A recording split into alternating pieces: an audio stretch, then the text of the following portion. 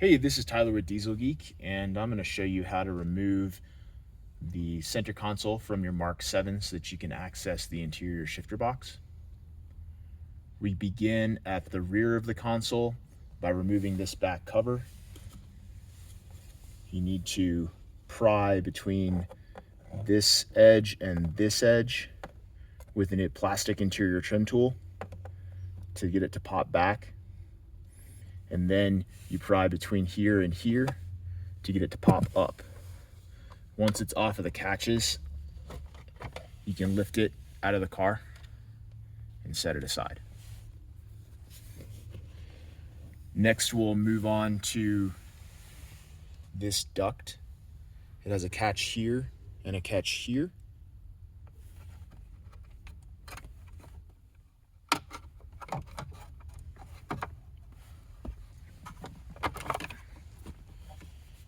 Just remove that. You have a plug for the 12-volt outlet inside of the center console that you need to remove. It has tabs that depress, and then it slides out. And there'll be a bolt here and a bolt here you'll want to remove. You also have a cover here with a bolt behind it here and another one on the other side of the console. From there, we can move up front.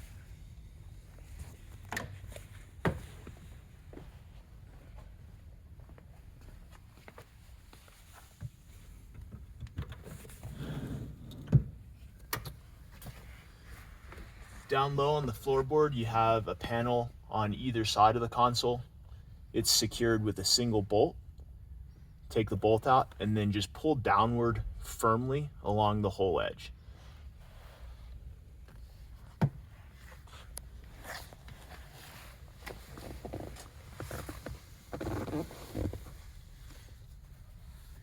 Next, you'll lift the bottom edge of the radio surround while simultaneously lifting the complete HVAC surround. You can get those guys out of the car. There's just half a dozen catches around the whole thing that just pop out. Next, you can slide the forward storage compartment out. It'll lift out or rearward along its catches. You will have a plug here and a plug here if you have the media port. Those plugs have catches here and here that you need to depress and hold down so that you can release them from the back of the part. Next, you'll have a bolt here and here that you need to remove, which will allow the shifter surround and boot to lift. The shift boot will be secured with a single earless band clamp. You can either cut this off with some side cutters, or if you want to reuse it, you can use a hose pick, insert it in the loop, and then rock it back and forth, which will stretch open the crimp there. From there, you can lift this guy off and out of the way. Next, we'll move on to the parking brake handle. I like to put a little bit of masking tape around it to prevent scuffing of the leather as you bring the console over it. But now we'll free the boot. Just compress the plastic frame a bit and lift, and then compress it again while turning it sideways to get it to drop down inside the console.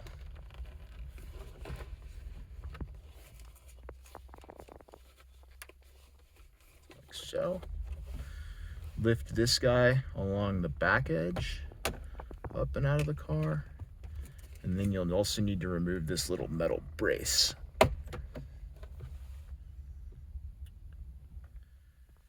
From there, if you took all the bolts out, you should have a fairly mobile console at this point. You'll lift this in the back while sliding it out of the car. Oh, I forgot. There's a brace that spans from the left to the right here. It's held in place by 3 screws, 1, 2, and 3. Remove those screws, slide the brace forward, and then out of the car. Anyway, back to removing of the console. So it should be pretty loose and lift freely in the back. And so it lifts up in the back and comes down in the front and then rearward. Now you have an electrical connector underneath the 12 volt that you have to reach down here and disconnect.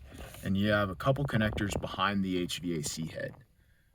I've already disconnected those, and we're going to get this console out of the way, and then I will show them to you so that you can see how they get disconnected. So when you do it on your own car, you can work by braille. So anyway, just need to lift this guy up here and out. Oh, I'm caught on something. There we go. So anyway, once that's mobile, you can get it out of the car and set it aside.